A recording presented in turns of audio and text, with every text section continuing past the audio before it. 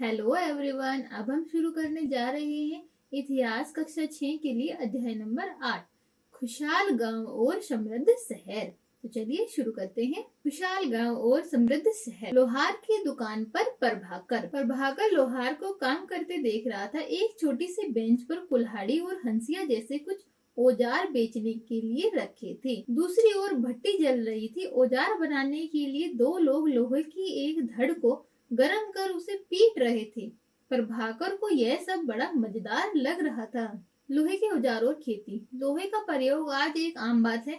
लोहे की चीजें हमारी रोजमर्रा की जिंदगी का हिस्सा बन गई है। इस उपमहाद्वीप में लोहे का प्रयोग लगभग 3000 साल पहले शुरू हुआ था। महापाषाण कब्रों में लोहे के औजार और हथियार बड़ी संख्या में मिले हैं।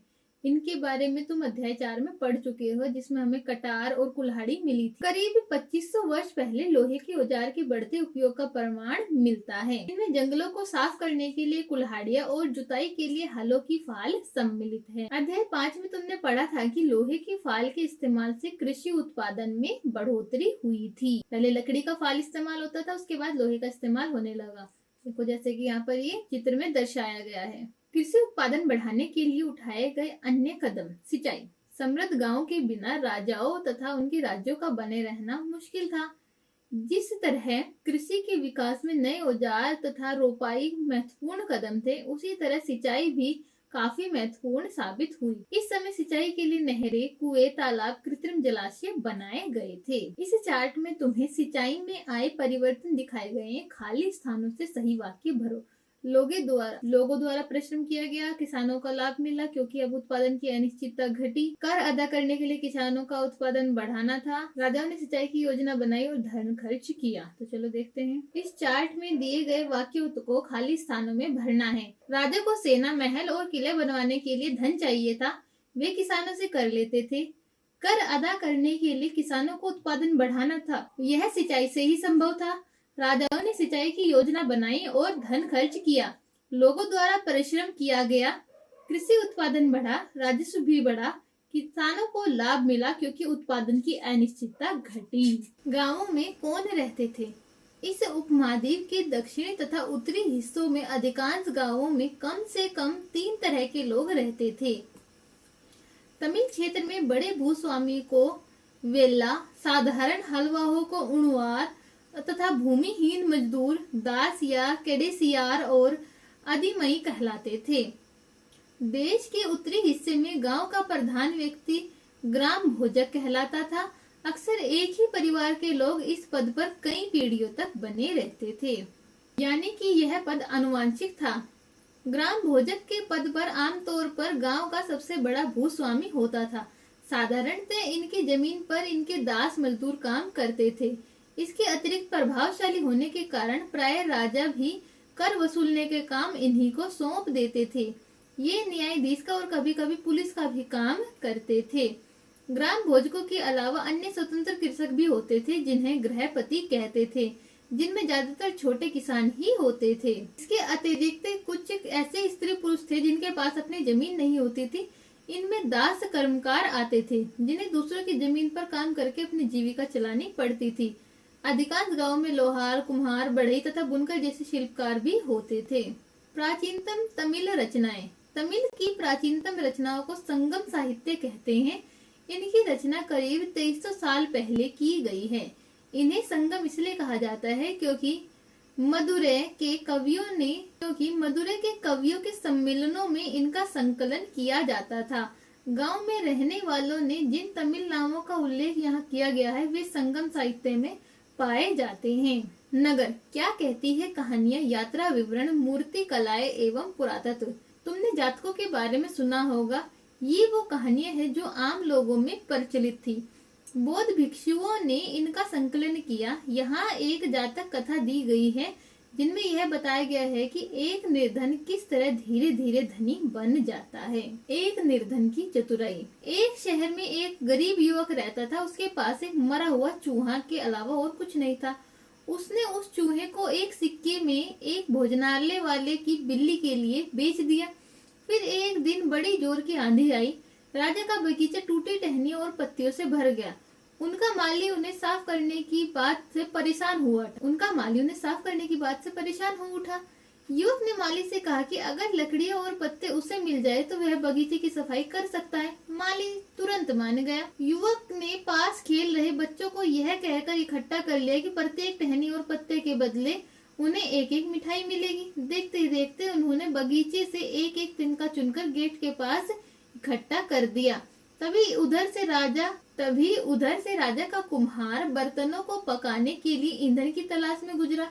उसने पूरे ढेर को खरीद लिया। इस तरह युवक के पास कुछ और पैसे हो गए। अब उस युवक ने एक योजना बनाई। एक बड़े बर्तन में पानी भरकर वह नगर के द्वार पर गया और वहां घास काटने वाले 500 लोगों को पानी पिलाया। खुश होकर उन लोगों ने कहा, तुमने हमारे लिए इतना अच्छा काम किया, बताओ हम तुम्हारे लिए क्या कर सकते हैं। उसने कहा, मैं आपको यह तब बताऊंगा जब मुझे आपकी सहायता की जरूरत होगी। इसके बाद उसने एक व्यापारी से दोस्ती की। एक दिन उसे व्यापारी ने बताया, कल एक घोड़े का व्यापारी 500 घोड़े के साथ शहर में आ रहा है। यह सुनकर उस युवक ने उन घास काटने वालों के पास जाकर कहा, कृपया तुम सब एक एक घास का गट्ठर मुझे दे दो और अपनी घास तब तक मत बेचो जब तक मेरी न बिक जाए।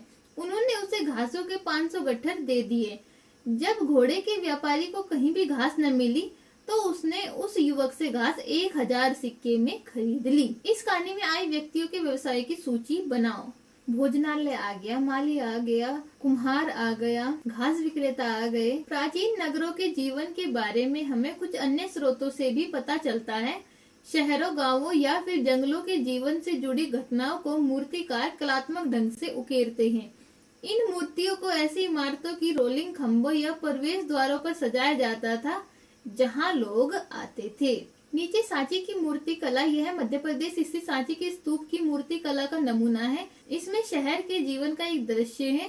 तुम अध्याय 11 में सांची के बारे में पढ़ोगे। इन दीवारों को देखो, क्या वे ईंटे की बनी है या फिर लकड़ी या पत्थर से?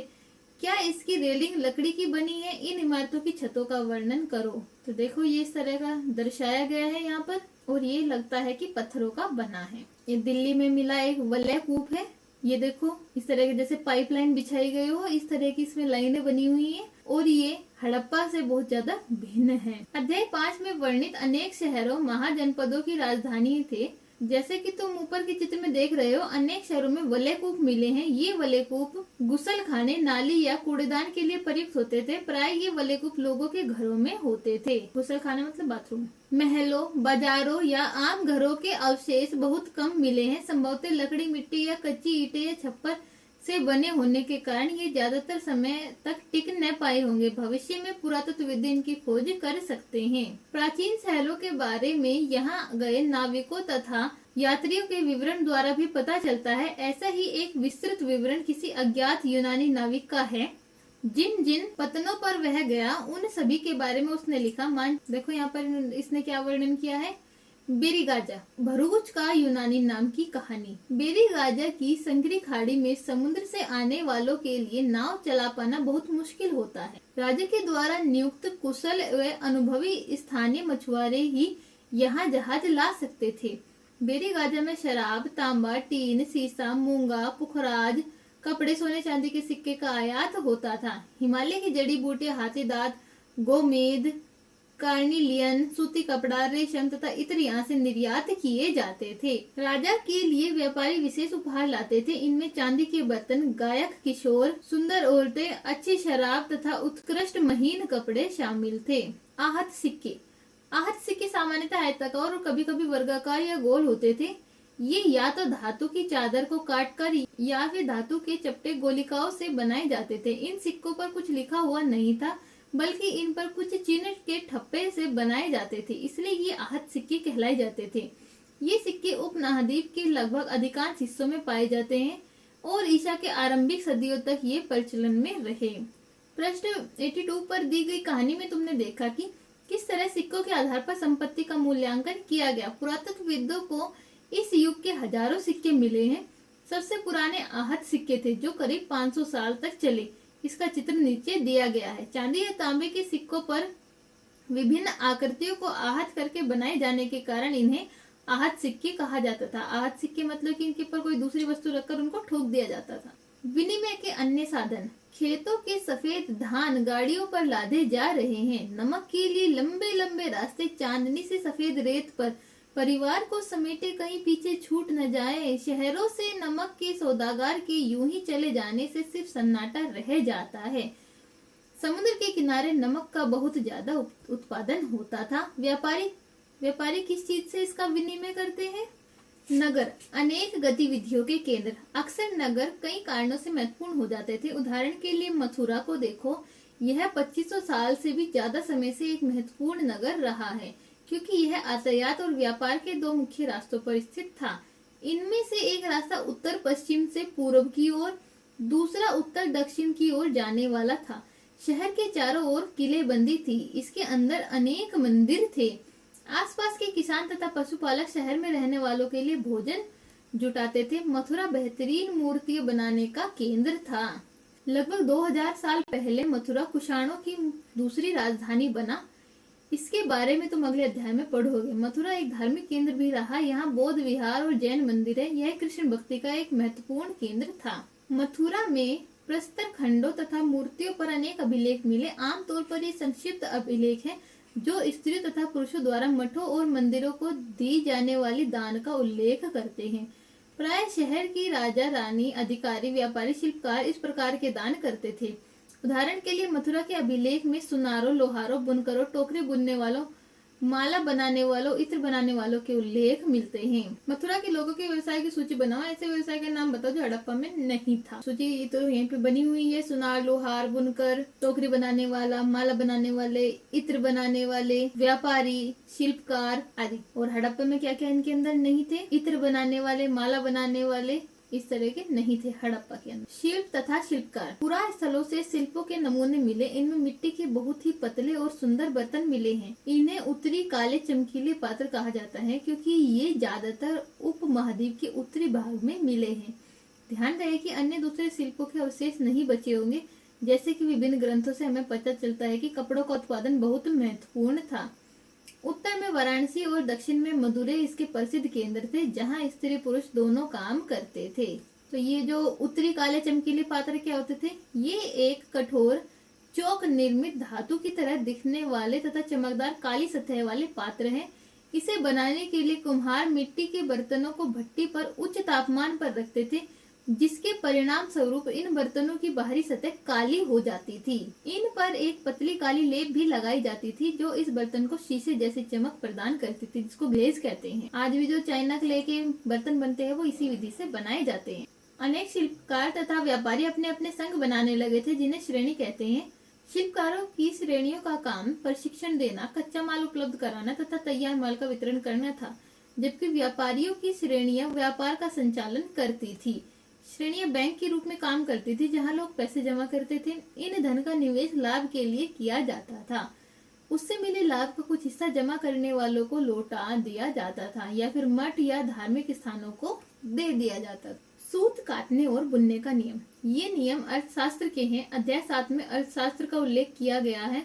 इसमें वर्णन किया गया है कि किस प्रकार एक विशेष पदाधिकारी की देखरेख में कारखानों में सूत की कताई और बुनाई की जाती थी। ऊन, पेड़ की छाल, कपास, पटुआ, सन को तैयार करने के काम में विधवाओं, सक्षम असक्षम महिलाओं, भिक्षुणियों, वृद्धा वेश्याओं, राजा की अवकाश प्राप्त दासियां, सेविकाओं और अवकाश प्राप्त देवदासियों को लगाया जा सकता है। इन्हें इनके काम के और गुणवत्ता के अनुसार पारिश्रमिक देना चाहिए। जिन महिलाओं को बाहर निकलने की अनुमति नहीं है, वे अपनी दासियों को भेजकर कच्चे माल को मंगवा सकती है और फिर तैयार माल उन्हें भिजवा सकती है। वे औरत जो कारखाने तक जा सकती है, उन्हें अपना माल कारखाने तक तड़के ले जाना पड़ता था, जहाँ उन्हें पारिश्रमिक मिलता था। इस समय माल की अच्छी तरह जांचने के लिए रोशनी रहती है। अगर निरीक्षक उस औरत की तरफ देखता है या इधर उधर की बातें करता है तो उसे सजा मिलनी चाहिए। अगर औरत ने अपना काम पूरा नहीं किया तो उसे जुर्माना देना होगा। इसके लिए उसका अंगूठा भी काटा जा सकता है। उन महिलाओं की सूची बनाओ जिन्हें निरीक्षक नियुक्त कर सकता था। तो किन्हें? विधवाओं, सक्षम असक्षम महिलाओं, भिक्षुणियों, वृद्धा वेश्याओं, राजा के अवकाश प्राप्त दासियां, सेविकाएं या अवकाश प्राप्त देवदासी, इनको नियुक्त किया जा सकता था। क्या काम करने के दौरान महिलाओं को मुश्किलें झेलनी पड़ती होगी? हाँ, बिल्कुल हो सकता है उन्हें पूरा पारिश्रमिक न देना पड़ता हो। या फिर बहुत बार किसी बीमारी वश कारणवश कार्य अपूर्ण होने पर उन्हें अपना अंगूठा या फिर जुर्माना भी भरना पड़ सकता था। तो मुश्किलें तो झेलनी पड़ सकती थी। लगभग 2200 से 1900 साल पहले अराकामेडू एक पत्तन था, जहां दूर दूर से आए पतन मतलब लगभग 2200 से 1900 साल पहले अराकामेडू एक पत्तन था या फिर बंदरगाह था, जहां दूर दूर से आए जहाजों के सामान उतारे जाते थे। यहाँ ईंटों से बना एक ढांचा मिला जो संभवतः गोदाम रहा हो। यहाँ भूमध्य सागरीय क्षेत्र के एम्फोरा जैसे पात्र मिले हैं, जिनमें शराब या तेल जैसे तरल पदार्थ रखे जा सकते थे। इनमें दोनों तरफ पकड़ने के लिए हत्थे लगे हैं। साथ ही यह एरेटाइन जैसे मोहर लगे लाल चमकदार बर्तन भी मिले हैं। इन्हें इटली के एक शहर के नाम पर एरेटाइन पात्र के नाम से जाना जाता है। इसे मोहर लगे सांचे पर गीली चिकनी मिट्टी को दबाकर बनाया जाता था। ऐसे बर्तन भी मिले हैं जिनका डिजाइन तो रोम का है, परंतु वे यहीं बनाए जाते थे। यहाँ रोमन लैप शीशे के बर्तन तथा रत्न भी मिले हैं। साथ ही छोटे छोटे कुंड भी मिले हैं जो संभवतः कपड़ों की रंगाई के पात्र रहे होंगे। यहाँ पर शीशे और अर्ध बहुमूल्य पत्थरों से बने मनके बनाने के पर्याप्त साक्ष्य मिले हैं। अन्यत्र रोम यूरोप के सबसे पुराने शहरों में से एक है। इसका विकास लगभग तभी हुआ जब गंगा के मैदान में शहर बस रहे थे। रोम एक बहुत बड़े साम्राज्य की राजधानी था। यह यूरोप, उत्तरी अफ्रीका तथा पश्चिमी एशिया तक फैला साम्राज्य था। इसके सबसे महत्वपूर्ण शासकों में एक ऑगस्ट ने करीब 2000 साल पहले शासन किया था। उसने कहा था कि रोम ईंटों का शहर है जिसे मैंने संगमरमर का बनवाया। ऑगस्टम और उसके बाद के शासकों ने कई मंदिर तथा महल भी बनवाए। ऑगस्ट ने बड़े बड़े रंग मंडल बनवाए। इनमें चारों तरफ दर्शकों के बैठने के लिए सीढ़ियों में जगह होती थी। यहाँ लोग विभिन्न प्रकार के कार्यक्रम देख सकते थे। उन्होंने स्नानागार भी बनवाए जहाँ स्त्री व पुरुषों के लिए अलग अलग समय निर्धारित थे। यहाँ लोग एक दूसरे से मिलते थे और आराम करते थे। बड़े बड़े जलवाहे सेतु के जरिए शहर के स्नानागारों, फव्वारों व गुसल खानों के लिए पानी लाया जाता था। ये बड़े खुले रंगमंडल और जलवाही सेतु इतने दिन तक कैसे बचे रहे? ये एक एक्वाडक्ट है या फिर इसको कह सकते हैं जलवाही सेतु। उपयोगी शब्द, लोहा एक धातु है। गांव एक ऐसा इलाका होता है जहाँ पर खेती या फिर पशुपालन किया जाता है। सिंचाई, खेतों में कृत्रिम रूप से जल देना सिंचाई कहलाता है। संगम ऐसा स्थान होता है जहाँ पर दो जल स्रोत मिलते हैं। नगर, नगर एक विकसित स्थान होता है जहाँ पर विभिन्न व्यवसाय के लोग रहते हैं।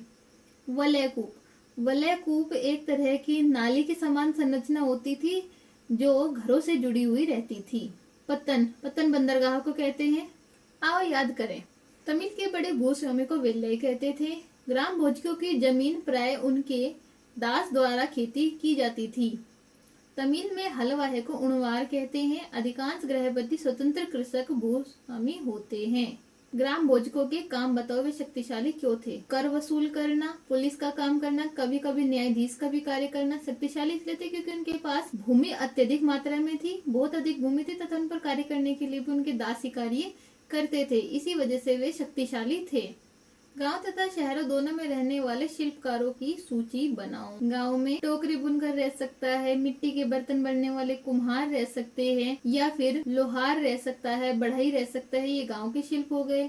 शहर के शिल्पों में अगर बात की जाए तो सुनार आ सकता है, मूर्तिकार आ सकता है इत्यादि। सही जवाब ढूंढो। वलयकूप का उपयोग जल निकास के लिए किया जाता था। आहत सिक्के चांदी के बने होते थे। मथुरा महत्वपूर्ण धार्मिक केंद्र है। श्रेणी, श्रेणी शिल्पकारों का संघ होता था। आओ चर्चा करें। प्रश्न 79 पर दर्शाए गए लोहे के औजारों में कौन खेती के लिए महत्वपूर्ण होंगे? अन्य औजार किस तरह काम आते होंगे? तो देखो यहाँ पर ये 3 दिए गए हैं, हसिया, कुल्हाड़ी और संडासी। संडासी को हम खेती में प्रयोग नहीं कर सकते हैं, लेकिन कुछ वस्तुओं को पकड़ने के लिए या फिर लोहार अगर लोहे को गर्म करता है उनको पकड़ने के लिए इसका प्रयोग हो सकता है।